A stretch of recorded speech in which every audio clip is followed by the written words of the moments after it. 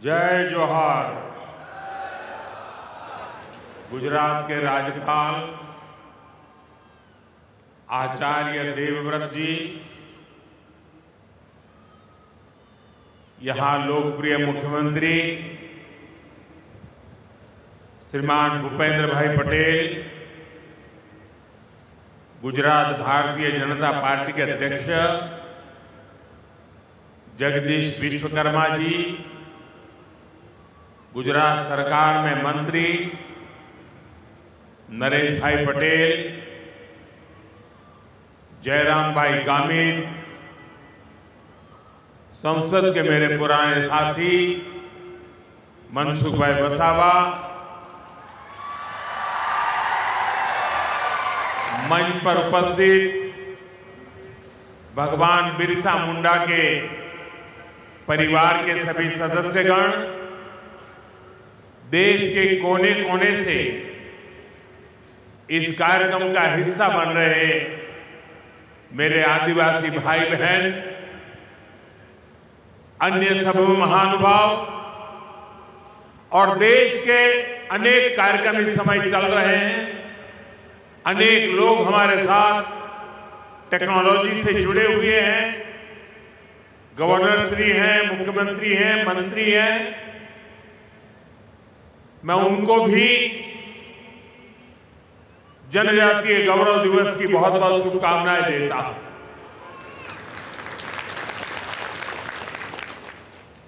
आम तो मारे तुम्हारी पास आओ गुजराती बोलવાનું હોય,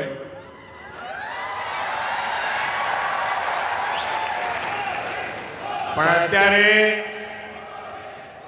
સમગ્ર દેશના લોકો આપણા કાર્યક્રમમાં જોડાયેલા છે, એટલે તમારા બધાના આશીર્વાદ અને અનુમતિથી હવે મારે વાત હિન્દીમાં જ કરવી પડશે। मां नर्मदा की ये पावन धरती आज एक और ऐतिहासिक आयोजन की साक्षी बन रही है।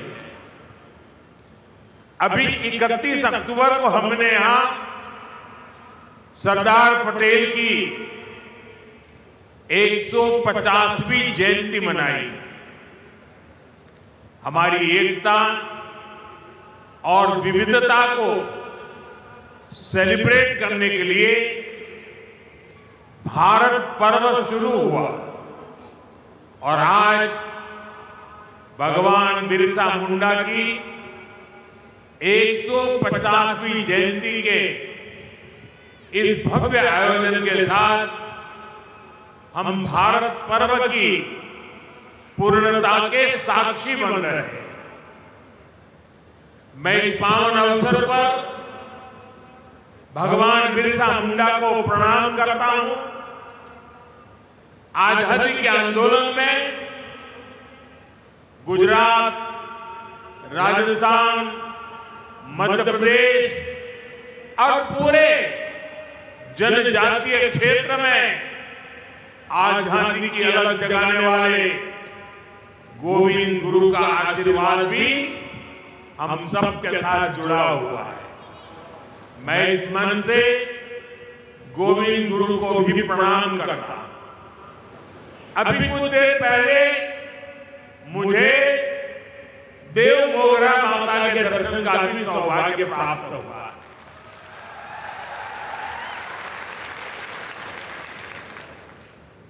मैं मां के चरणों में भी फिर से नमन करता हूं। बहुत कम लोगों को पता होगा काशी विश्वनाथ कॉरिडोर, उसकी चर्चा होती है, उज्जैन महाकाल की चर्चा होती है, अयोध्या के राम मंदिर की चर्चा होती है, केदारनाथ धाम की चर्चा होती है। पिछले एक दशक में ऐसे कई हमारे धार्मिक ऐतिहासिक स्थानों का विकास हुआ है, लेकिन बहुत कम लोगों को पता होगा। मैं 2003 में मुख्यमंत्री के रूप में जब कन्या शिक्षा के लिए देरियापाड़े में आया था और तब मैं मां के चरणों में नमन करने गया था। और उस समय वहां की जो स्थिति मैंने देखी थी एक छोटी सी झोपड़ी जैसी जगह थी और मेरे जीवन में जो पुनर्निर्माण के अनेक काम हुए होंगे तो उसकी अगर मैं गर्व के साथ कह सकता हूं, उसकी शुरुआत देवमोगरा माता के इस स्थान के विकास से हुई। और आज जब मैं गया तो मुझे बहुत अच्छा लगा कि लाखों की तादाद में आप लोग वहां आते हैं, मां के प्रति अपार श्रद्धा, खासकर हमारे जनजातीय बंधुओं में। साथियों, डेलियापाड़ा और सागबाड़ा का ये क्षेत्र कबीर जी की शिक्षाओं से प्रेरित रहा और मैं तो बनारस का सांसद हूं और बनारस यानी संत कबीर की धरती, इसलिए संत कबीर का मेरे जीवन में एक अलग स्थान स्वाभाविक है। मैं इस मंच से उन्हें भी प्रणाम करता हूं। साथियों, आज यहां देश के विकास और जनजातीय कल्याण से जुड़े कई प्रोजेक्ट का लोकार्पण और शिलान्यास हुआ। पीएम जनमन और अन्य योजनाओं के तहत यहां 1 लाख परिवारों को पक्के घर दिए गए हैं। बड़ी संख्या में एकलव्य मॉडल स्कूलों और आश्रम स्कूलों का लोकार्पण एवं शिलान्यास किया गया। बिरसा मुंडा ट्राइबल यूनिवर्सिटी में श्री गोविंद गुरु चैन की स्थापना भी हुई है। स्वास्थ्य, सड़क और यातायात से जुड़े कई और प्रोजेक्ट भी शुरू हुए हैं। मैं सभी विकास कार्यों के लिए, सेवा कार्यों के लिए, कल्याण योजनाओं के लिए आप सभी को विशेष करके गुजरात के और देश के मेरे जनजातीय परिवारों को बहुत बहुत बधाई देता हूं।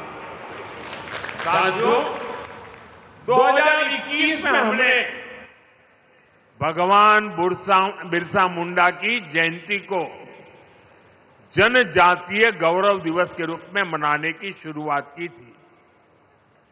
जनजातीय गौरव हजारों वर्षों से हमारे भारत की चेतना का अभिन्न हिस्सा रहा है। जब जब देश के सम्मान, स्वाभिमान और स्वराज की बात आई तो हमारा आदिवासी समाज सबसे आगे खड़ा हुआ। हमारा स्वतंत्रता संग्राम इसका सबसे बड़ा उदाहरण है। आदिवासी समाज से निकले कितने ही नायक नायिकाओं ने आजादी की मशाल को आगे बढ़ाया। तिलका मांझी, रानी गाइदिन्ल्यू, सीधो कान्हो, भैरव मुर्मू, बुद्धो भगत, जनजातीय समाज को प्रेरणा देने वाले अल्लूरी सीताराम राजू, इसी तरह मध्य प्रदेश के तात्या भील, छत्तीसगढ़ के वीर नारायण सिंह, झारखंड के तेलंगा खड़िया, असम के रूपचंद कंवर और ओडिशा के लक्ष्मण नायक, ऐसे कितने ही वीरों ने आजादी के लिए अपार त्याग किया, संघर्ष किया, जीवन भर अंग्रेजों को चैन से बैठने नहीं दिया। आदिवासी समाज ने अनगिनत क्रांतियों की आजादी के लिए अपना लहू बहाया। साथियों, यहां गुजरात में भी जनजातीय समाज के ऐसे कितने ही शूरवीर देशभक्त हैं, गोविंद गुरु जिन्होंने भगत आंदोलन का नेतृत्व किया, राजा रूपसिंह नायक जिन्होंने पंचमहाल में ब्रिटिश सरकार के खिलाफ लंबी लड़ाई लड़ी, मोतीलाल तेजावत जिन्होंने एक ही आंदोलन चलाया, और अगर आप पाल चितरिया जाएंगे तो सैकड़ों आदिवासियों की शहादत का वहां स्मारक है। जलियांवाला बाग जैसी वो घटना साबरकांठा के पाल चितरिया में हुई थी। हमारी दसरी बेन चौधरी जिन्होंने गांधी जी के सिद्धांतों को आदिवासी समाज तक पहुंचाया। स्वतंत्रता संग्राम के ऐसे कितने ही अध्याय जनजातीय गौरव और आदिवासी शौर्य से रंगे हुए हैं। भाइयों बहनों, स्वतंत्रता आंदोलन में ट्राइबल समाज के योगदान को हम भुला नहीं सकते हैं, और आजादी के बाद यह काम होना चाहिए था, लेकिन कुछ ही परिवारों को आजादी का श्रेय देने के मोह में मेरे लक्षावधि आदिवासी भाई बहनों की त्याग, तपस्या, बलिदान को नकार दिया गया। और इसलिए 2014 के पहले देश में कोई भगवान बिरसा मुंडा को याद करने वाला नहीं था। सिर्फ उनके अगल बगल के गांव तक पूछा जाता था। हमने उस परिस्थिति को बदला। क्यों? हमारी अगली पीढ़ी को भी पता होना चाहिए कि मेरे आदिवासी भाई बहनों ने हमें कितना बड़ा तोहफा दिया है, आजादी दिलवाई है।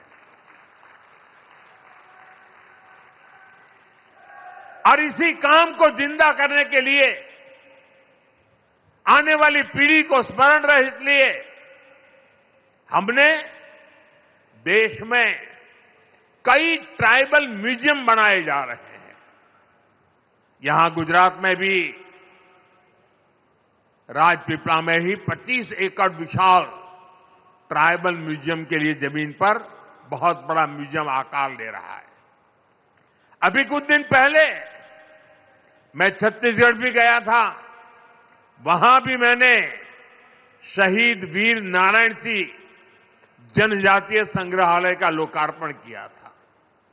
वैसे ही रांची में जिस जेल में भगवान बिरसा मुंडा रहे, उस जेल में अब भगवान बिरसा मुंडा को और उस समय की आजादी के आंदोलन को लेकर के एक बहुत भव्य म्यूजियम बनाया गया है। साथियों, आज श्री गोविंद गुरु उनके नाम से एक चेयर जनजातीय भाषा संवर्धन केंद्र के रूप में उसकी स्थापना की गई है।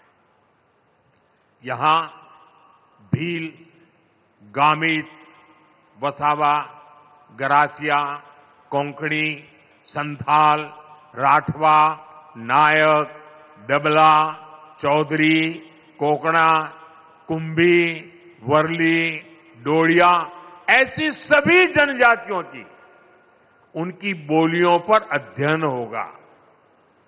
उनसे जुड़ी कहानियां और गीतों को संरक्षित किया जाएगा। जनजातीय समाज के पास हजारों वर्षों के अनुभवों से सीखा हुआ ज्ञान का अपार भंडार है। उनकी जीवन शैली में विज्ञान छिपा है। उनकी कहानियों में दर्शन है। उनकी भाषा में पर्यावरण की समझ है। श्री गोविंद गुरु चेयर इस समृद्ध परंपरा से नई पीढ़ी को जोड़ने का काम करेगी। साथियों, आज जनजातीय गौरव दिवस का ये अवसर हमें उस अन्याय को भी याद करने का अवसर देता है जो हमारे करोड़ों आदिवासी भाई बहनों के साथ किया गया। देश में 6 दशक तक राज करने वाली कांग्रेस ने आदिवासियों को उनके हाल पर छोड़ दिया था। आदिवासी इलाकों में कुपोषण की समस्या थी, स्वास्थ्य सुरक्षा की समस्या थी, शिक्षा का अभाव था, कनेक्टिविटी का तो नामो निशान नहीं था। ये अभाव ही एक प्रकार से आदिवासी क्षेत्रों की पहचान बन गई थी और कांग्रेस सरकारें हाथ पर हाथ धरकर बैठी रही।